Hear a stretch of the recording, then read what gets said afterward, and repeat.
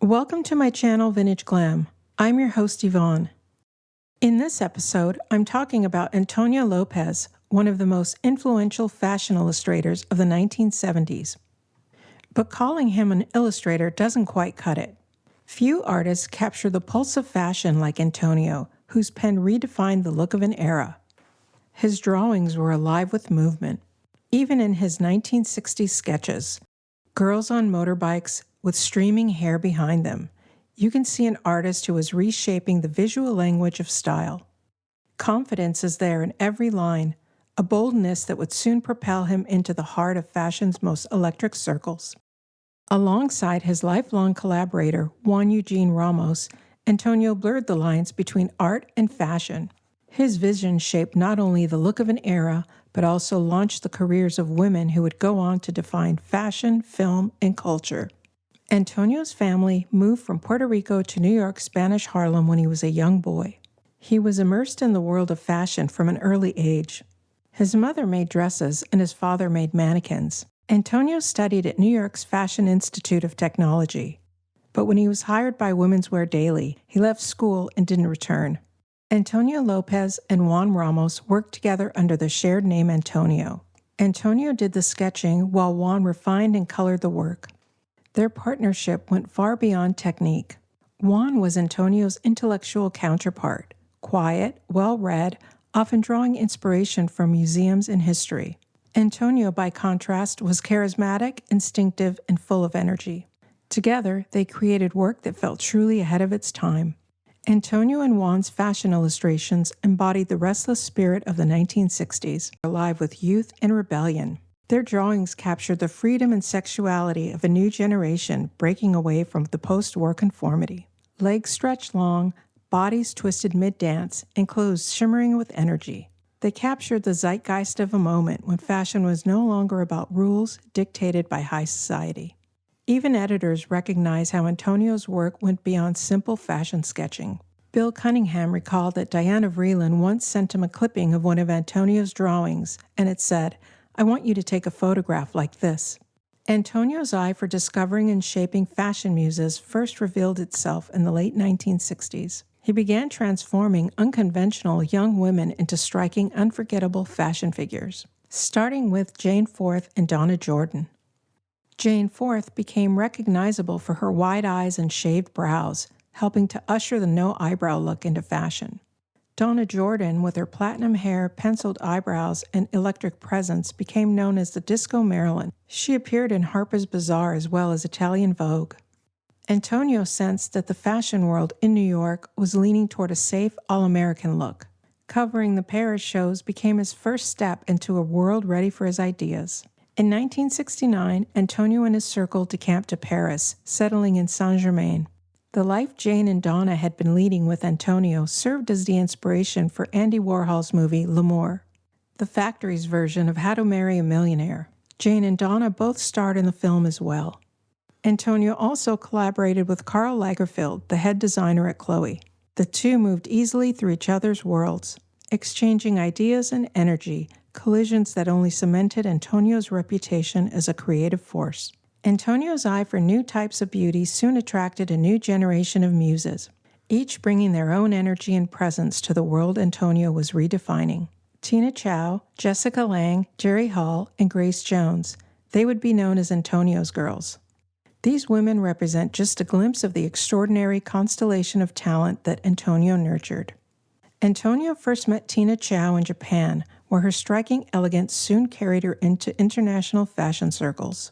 Later, she joined Antonio in Paris, and after marrying Michael Chow of the famed Mr. Chow restaurants, she became a cultural force in her own right.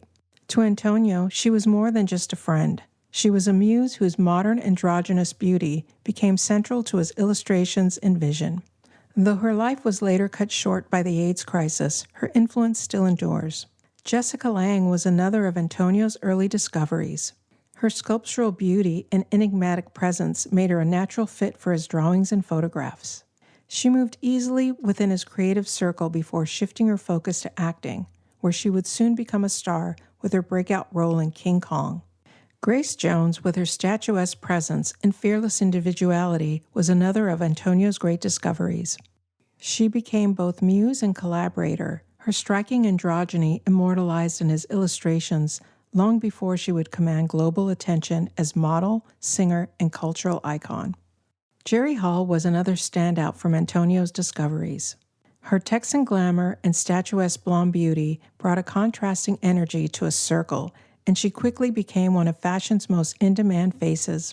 She began a relationship with Roxy music singer Brian Ferry and appeared on the LP cover of the band's iconic record, Siren. After their breakup, she married Mick Jagger of the Rolling Stones and later billionaire Rupert Murdoch. Antonio also started to use an Instamatic camera to capture images for his drawings. Sensing a paradigm shift in fashion, Antonio moved back to New York City in 1976. He and Juan took a studio in Union Square, across from the Paragon Sports Store.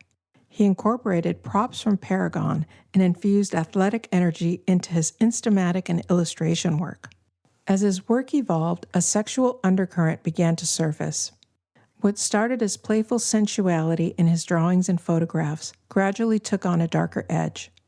His depictions of desire could be read as both celebratory and unsettling, reflecting the era's shifting attitudes towards sexuality.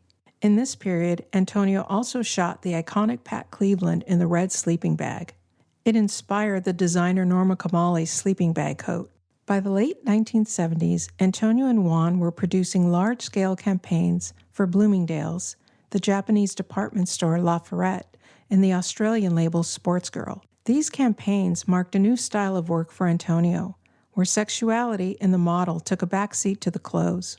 During this period, Antonio's work became increasingly layered and intricate, reflecting both the sophistication of his clients and his own evolving artistic vision. In the early 1980s, Antonio began to capture the dynamic energy of New York's burgeoning hip-hop scene. His Polaroids and sketches of the Rocksteady crew, the world's most foremost breakdancing group at the time, showcase Antonio's ability to blend fashion illustration with raw movement. Antonio also collaborated closely with Anna Piaggi, the legendary Italian fashion journalist and style icon. She gave Antonio a platform in an experimental magazine she edited called Vanity. For Vanity, Antonio created a series of portraits of major fashion designers: Giorgio Armani, Gianni Versace, Kenzo, and others. Each one rendered in a dramatically different artistic style. Antonio interpreted them through wildly inventive visual languages. This approach both honored the designers' creative identities and allowed Antonio to show off his own virtuosity in adapting and bending styles. In 1985, Antonio expanded his artistic boundaries with Antonio's Tales from the 1001 Nights, a lavishly illustrated book in collaboration with Roy Finnemore. He infused the narratives with his signature flair for fashion and fantasy. Even though many of the drawings in the book were unfinished, Antonio's vision still seeps through. Tragically, Antonio's career was cut short when he died of AIDS-related complications in 1987 at just 44. His influence reverberates in the rise of the supermodel and in the crossover of illustration and photography. I hope you enjoyed this episode. Thank you for watching. Please like and subscribe.